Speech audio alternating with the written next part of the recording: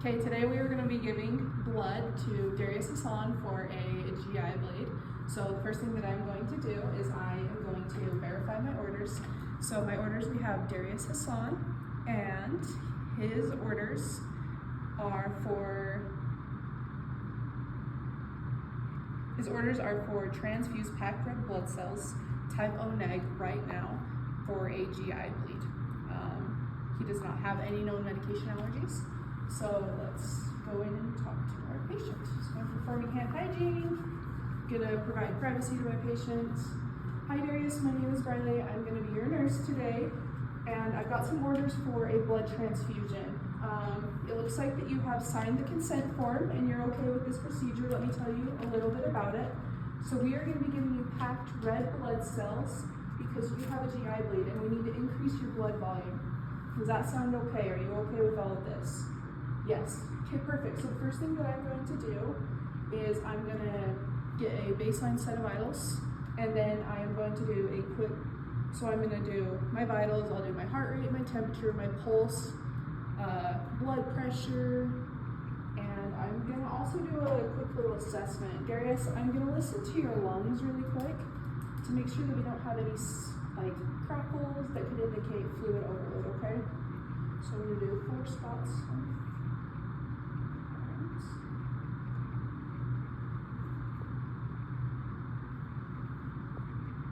Okay, Darius, I'm going to help you sit up just a little bit so I can listen to the back of your lungs, okay? You doing all right?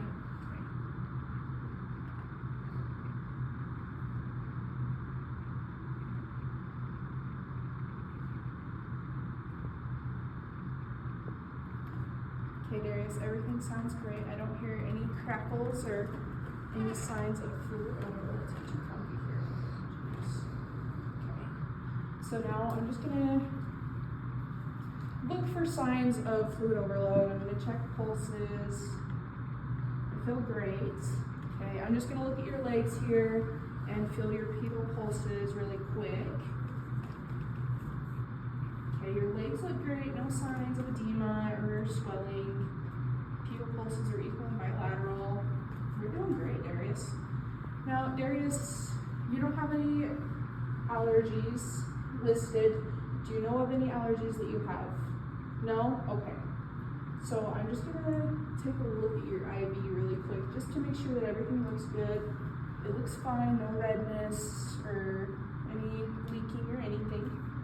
So what I'm going to do is I am going to come over here and I'm going to perform hand hygiene, and I'm going to get set up to hang my IV tubing and prime my line.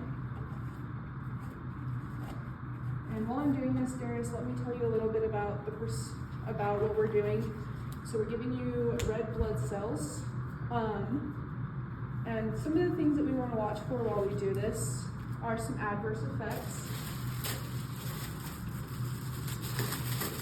And some of the adverse effects that we're looking for are like shortness of breath, trouble like swallowing, breathing, any fever, signs or symptoms of like any rash or hives or anything like that.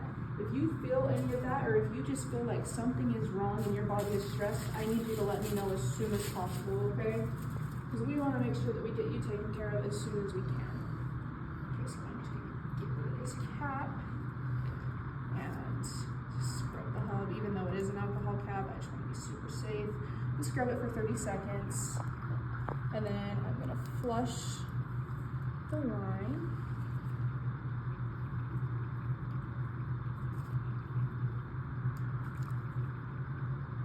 Okay, the line flushes great. Everything looks good, Darius. And I'm just going to take a look at this one while I'm here for our secondary large bore IV because we need 2, and that one looks great as well. Okay. Grab another cap here. One more. Waiting. Okay, should be good.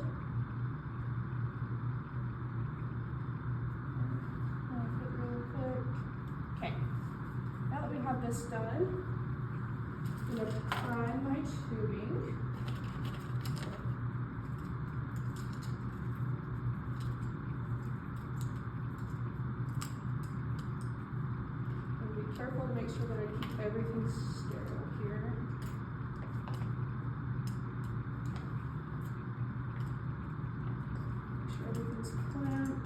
should be, okay.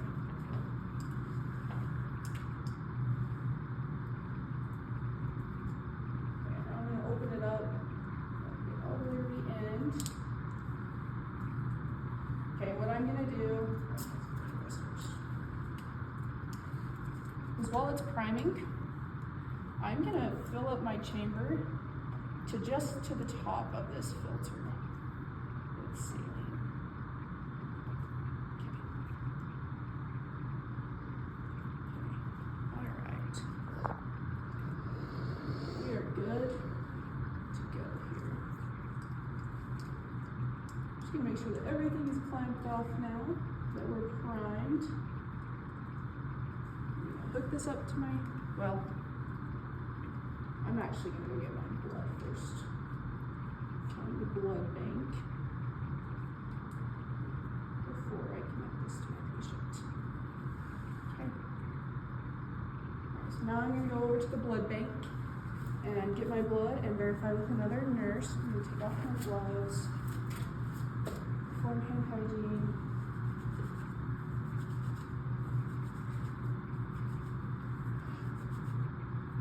Okay, with my orders, I'm going to need type O neg now. Okay, I'm here to get blood for Darius Hassan, and I have Darius Hassan. I have, the number is W0 430 17 02 98 97, and I have the donor blood is O neg. Correct, O neg. And then I have the date is 3/28/XXX. 3/28/XXX. And this is, all right, and now can we go verify at the bedside? Yes. Can you verify at the bedside with me? Okay. So I have Darius Hassan. Birthday is 8/10/XXXX. 8/10/XXXX. Account number is 9898254141367367. And he has no known medication allergies. No known medication allergies. Thank you. Right. Yep. Okay, so now I'm gonna put on some gloves. Perform hand hygiene, put on gloves.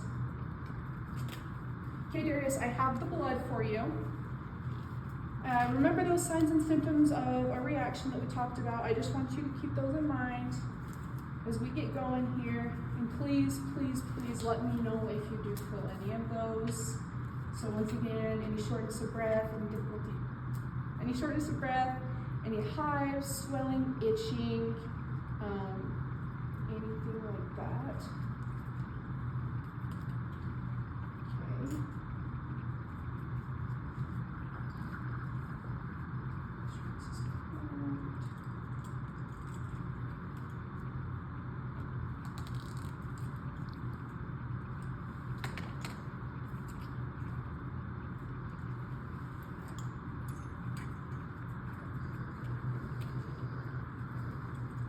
Okay. I've already flushed my IV and all my tubing is clamped, so I can just remove the alcohol cap here and attach my tubing to my patient. Make sure it's on there super good because we don't want it to leak all over the place. Okay. All right. So now that I'm ready, I'm going to make sure that my saline is clamped. And I am going to open up my blood to my patient.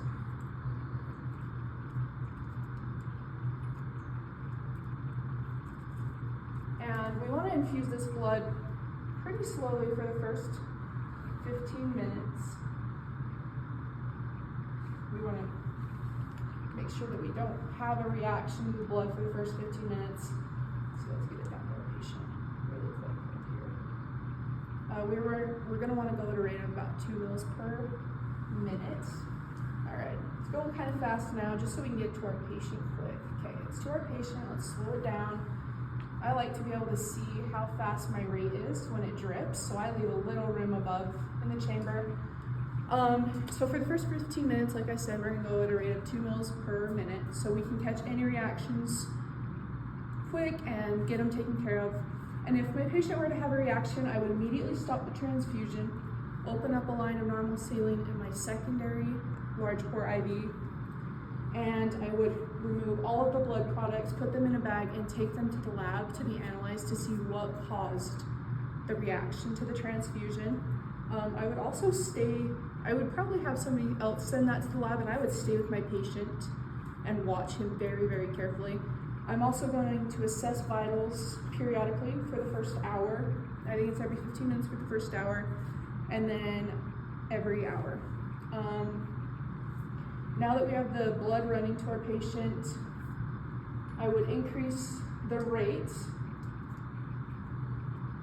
and we want to make sure that we get this blood into our patient within 4 hours of starting the transfusion, and we want to make sure that the blood is running within 30 minutes of getting it from the blood bank.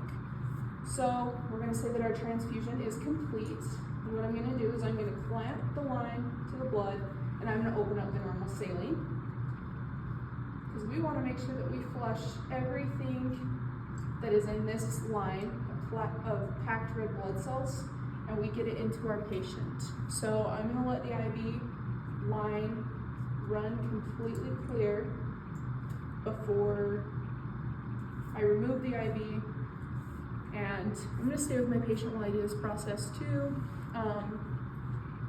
Darius, how are you feeling? Are you feeling okay? You look great. I don't see any signs of an adverse reaction. Are you feeling anything different? No? Okay. So now that our transfusion is complete and our line is running clear, but for the sake of this video and time, we're gonna say that our line has ran completely clear to our patient, so we are good to clamp everything off and stop the transfusion.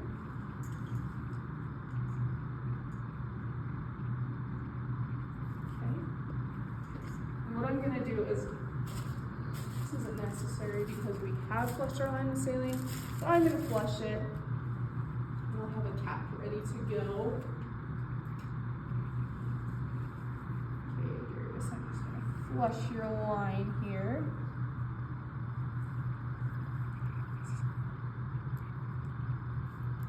Let's see here. Maybe.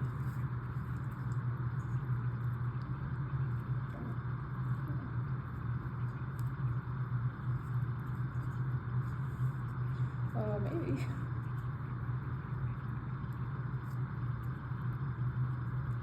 I don't know why this is not coming off.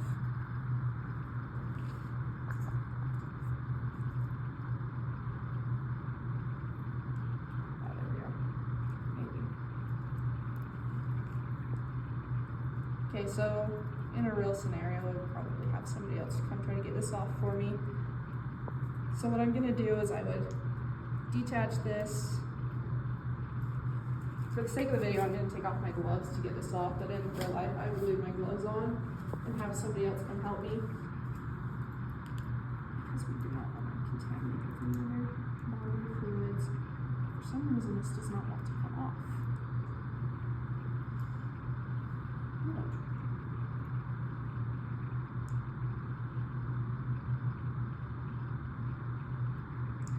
It's not coming off.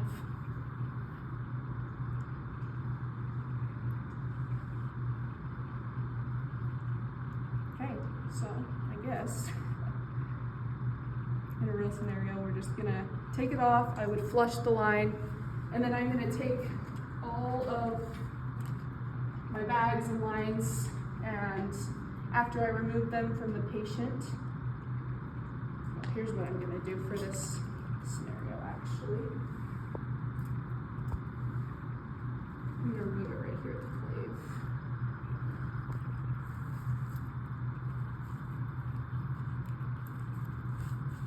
Stick a cap there. I mean, we would want to leave this on the end of the IV, but in this scenario, for some reason it's stuck, so we'll just do that. And then I would flush it, but where we just ran saline will be okay for now. And I'm going to take all of my tubing and stuff, and I'm going to put it in this biohazard bag and dispose of it per facility policy.